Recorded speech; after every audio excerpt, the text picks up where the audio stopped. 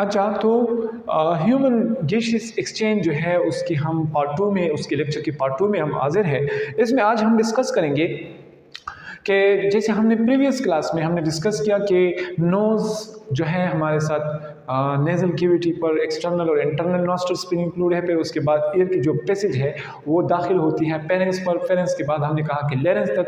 Larynx के बाद हमारे साथ जो चौथा पार्ट है वो कहलाता है ट्रेकिया। ट्रेकिया ट्रेकिया हमारे साथ एक कार्टिलेजिनियस सी शेप कार्टिलेजिनियस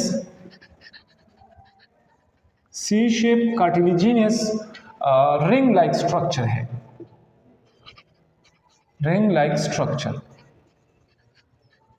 और ये तकरीबन 12 सेंटीमीटर तक एक्सटेंड होती है, उसकी लेंथ होती है इसकी। मिसाल के तौर पर ये हमारे साथ हमने पहले डिस्कस किया कि हमारे साथ जो लेरिंग्स है, लेरिंग्स हमारे साथ डिवाइड होता है एक रिंग लाइक स्ट्रक्चर में। इसी तरह ये रिंग लाइक स्ट्रक्चर है, और इस रिंग लाइक स्ट्रक्चर को हम इसी तरह रिंग लाइक सी शेप स्ट्रक्चर होते हैं, इसको हम कहते हैं ट्रेकिया। अब इस ट्रेकिया का फंक्शन ये है कि एक तरह का जो फंक्शन ये परफॉर्म करता है, यहाँ पर भी एयर की जो है वो मॉइस्चराइज होती है, मॉइस्चराइज करती है, एयर को बॉडी के टेम्परेचर के मुताबिक बनाती है। क्योंकि यहाँ पर आपको सीलिया नज़र आएंगे, यहाँ पर आपको म्यूकस यहाँ पर आपको भी नज़र आएंगे।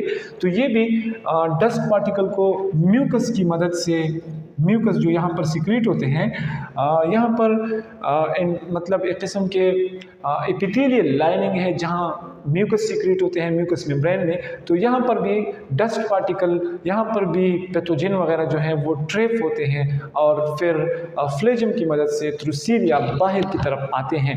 तो यहाँ पर ये मॉइस्चराइज करता है एयर को, म्यूकस प्रोड्यूस होते हैं, और इस सी शेप रिंग लाइक जो हमारे साथ हॉर्स शू है उसकी शेप की तरह आपको यहाँ पर रिंग नजर आएंगे। तो इस रिंग का फायदा ये है कि ये इस ट्रेकिया जो है इसको कोलेप्स करने से बचाती है, ताकि ये कोलेप्स ना हो। ये एक कार्टिलेजिनियस रिंग लाइक स्ट्रक्चर है, और जो एसोफेगस है वो ओनली मस्कुलर स्ट्रक्चर है। तो ये आपको याद रखना है कि ट्रेकिया का फंक्शन ये है कि एक तो एक मॉइस्चराइजिंग करता है एयर को, दूसरा इसकी म्यूकस जो है उसको डस्ट पार्टिकल को ट्रैप करता है, फिर उसकी जो शेप है उसको मेंटेन करता है, और ये ट्रेकिया जो है फर्दर डिवाइड होता है यहाँ से फर्दर छोटे एक थिन ब्रांचेस की तरफ। इस थिन ब्रांचेस को हम कहते हैं ब्रांकाई की तरफ आते हैं। तो पांचवा पार्ट है ब्रांकाई।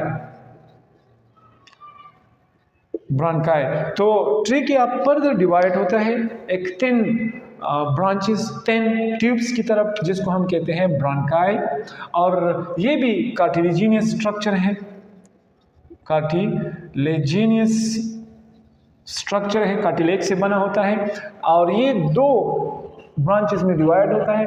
अब ये 2 ब्रांचेस में क्यों डिवाइड होता है? 2 ब्रांचेस में इसलिए डिवाइड होता है ताकि जो एयर की डिस्ट्रीब्यूशन है वो इक्वल हो। बोथ लंग्स में इक्वल एयर की डिस्ट्रीब्यूशन के लिए ये 2 यानी 2 ब्रांचेस में डिवाइड होता है। अब इसके बाद ब्रांकाई जो है वो फर्दर एक सब थिन या एक छोटे से और स्ट्रक्चर में डिवाइड होते हैं। इस तरह से छोटे छोटे स्ट्रक्चर है, फर्दर इसकी डिवीजन होती है, इस तरह से फर्दर इसकी डिवीजन होती है। इसी तरह ये साइड भी, मतलब ताकि फर्दर एयर की जो डिस्ट्रीब्यूशन है वो आसानी से हो। इसी तरह जो ये फर्दर इसकी डिवीजन होती है इसको हम कहते हैं ब्रांकियोल्स। तो 6 नंबर जो पार्ट है वो हमारे साथ है ब्रांकियोल्स। ये ब्रोंक्यूल्स जो है ये इसलिए इसको फर्दर डिवीजन होती है ताकि लंग्स के जो अंदर इसकी सब डिवीजन होती है इसलिए होती है ताकि यहाँ पर भी इक्वल डिस्ट्रीब्यूशन हो, एयर की हर पार्ट तक यहाँ इसकी डिस्ट्रीब्यूशन हो। और ये आपने याद रखना है कि ये हमारे साथ कार्टिलेज से नहीं बना होता है, नट मेट ऑफ कार्टिलेज, ये आपको कार्टिलेज से बना हुआ नज़र नहीं आएगा। कौन सा पार्ट? ये ब्रोंक्यूल्स। तो ब्रोंक्यूल्स आपको कार्टिलेज से बना हुआ नज़र नहीं आएगा। अब ये ब्रोंक्यूल्स जो है ये फर्दर डिवाइड होता है एक थिलानुमा शेप स्ट्रक्चर में। इसको हम कहते हैं, मैं यहाँ पर इसका डायग्राम बनाऊंगा, ये इस तरह के शेप की तरफ आते हैं। ये फर्दर इसमें आपको thousands of six like structure नज़र आएंगे, thousands of six like structure होंगे इसी तरह लंग्स के अंदर। इस शेप को हम क्या कहेंगे? इसको हम कहेंगे अल्वियोलाई, अल्वियोलाई, अल्वियोलाई। सिंगल हम इसको कहते हैं अल्वियोलस, अल्वियोलस। तो ये अल्वियोलाई जो है यहाँ पर असल में this is the part where gases exchange takes place in the lungs. यहाँ पर गैसेस एक्सचेंज की जो गैसेस हमने डिस्कस किया कि ऑक्सीजन आता है, कार्बन डाइऑक्साइड एक्सपेल आउट होता है, तो वो असल में आपको यहाँ पर नज़र आएगा। यहाँ ये हमारे साथ कहलाता है क्या? ये है असल में अल्वियोलाई। तो सिंगल को हम अल्वियोलस कहते हैं। इस अल्वियोलाई के साइडों पर इस तरह आपको पाइन वेसल्स नजर आएंगे, नैरो वेसल्स नजर आएंगे। इस नैरो वेसल्स को हम कहते हैं कैपिलरीज, कैपिलरीज। यहाँ पर इसके रिप्ड अराउंड होंगे यहाँ पर कैपिलरीज, और इस कैपिलरीज का फंक्शन ये है कि ये गैसेस एक्सचेंज में हेल्प करता है। बाहर से जब ऑक्सीजन आता है तो यहाँ पर इसकी कंसंट्रेशन ज़्यादा होती है, तो वहाँ पर इसकी कंसंट्रेशन ज़्यादा होने की वजह से वो ब्लड में शामिल होता है। तो और इसी तरह अगर कार्बन डाइऑक्साइड की कंसंट्रेशन ज़्यादा हो तो वो भी यहाँ पर एक्सचेंज होगा, यहाँ पर कार्बन डाइऑक्साइड आएगा और वो फिर बॉडी से आउटसाइड जाएगा। अगर ऑक्सीजन अंदर की तरफ आता है तो वो भी इस तरह एक्सचेंज होगा। ये सारा का सारा प्रोसेस डिफ्यूजन की मदद से होगा। तो ये हमारे साथ यहाँ पर क्या होगा? डिफ्यूजन। कौन सा प्रोसेस होगा? डिफ्यूजन।